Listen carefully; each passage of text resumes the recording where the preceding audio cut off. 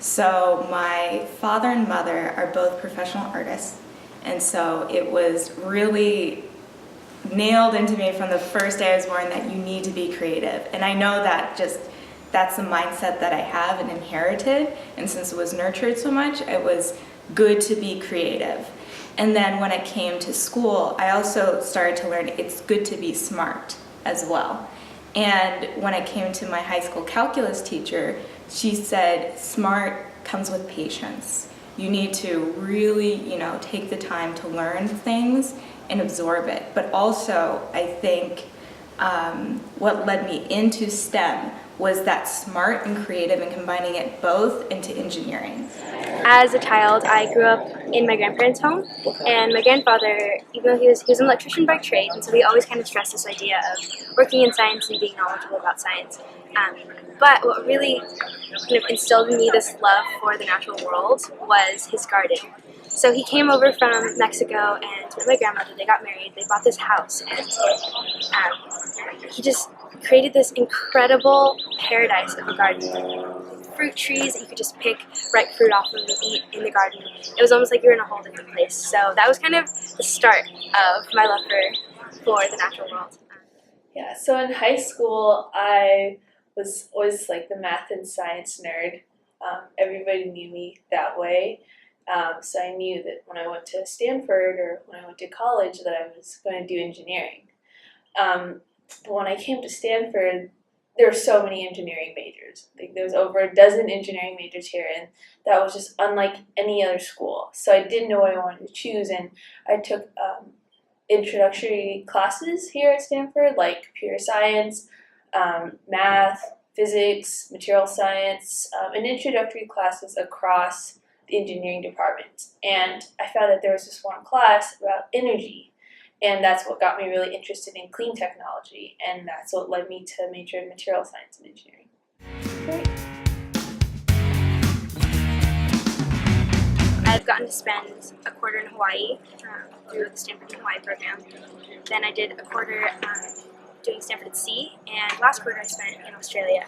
I like to say that I didn't know the ocean existed, and what I really mean by that is that I didn't realize that it was such a fascinating thing to study. I had trees and mountains around me, sure, but this idea that there's this vast amount of open space that's 2/3 of the planet that we don't really know much about, that didn't occur to me. And so getting to do Stanford at Sea and being so intimately close to the ocean just blew my mind. I'm absolutely in love with it, and that's really what turned me on to ocean science at least. And I think that Stanford gives you a lot of opportunities to explore entrepreneurship and engineering. And I actually led this competition called the Product Showcase, which gives out $50,000 to aspiring Stanford entrepreneurs last year. And through that, I got to learn how products work, how they become businesses, and meet a lot of great Stanford engineers who are aspiring to be entrepreneurs one day. My mentors right now are all male, and they're supportive. I mean, it's not like they go out of their way and say, oh, actually, because you're a female, you can't do this.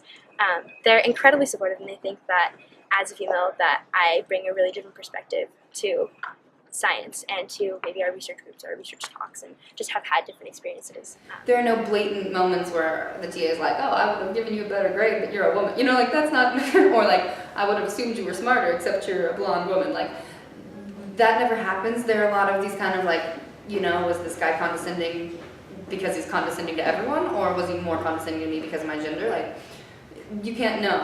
I tell people on MCS, like, oh wow, like I'm really impressed, and then it's like you're reacting that way because of my gender, and it's not like it's like obviously a very well-intentioned thing to be like, oh wow, congrats to you, like that's hard, good for you, but it's also like maybe slightly patronizing to be like, oh wow. I consider myself a feminist. And I do consider myself a lot of other things. So when, I don't know, I don't think I'm solely going to be a feminist all the time, because I'm a lot of other things. I'm a mosaic of a lot of other terms and other definitions. So I think feminism is one of them, but I don't think it's the only thing that's holding me together in, being a STEM field major. In terms of professors, I think I've found that talking to professors. I know that's like very much the thing that everybody tells you to do is to go to office hours and talk to professors. But if you can find a way to forge a connection other than just going to office hours and asking about problem sets, because that's valuable. I mean, you get your problem sets done, but it's not like really relationship building. And I think taking the time to talk to a professor about like, this is what bothers me about the department, or like, this is what I like and this is what I want to hear about. They enjoy having, you know, students talk to them, enjoy them. But also I think the biggest thing that helped me was writing thank you notes. Writing thank you notes to your professors saying thank you for such a wonderful class. It could be like, your lecture slides were so much more organized than, you know, the other lectures I've gone to, like in engineering. And then writing thank you notes of like, oh, I really enjoyed this project in your class. But just taking the time, because that's what they want. They want students to learn.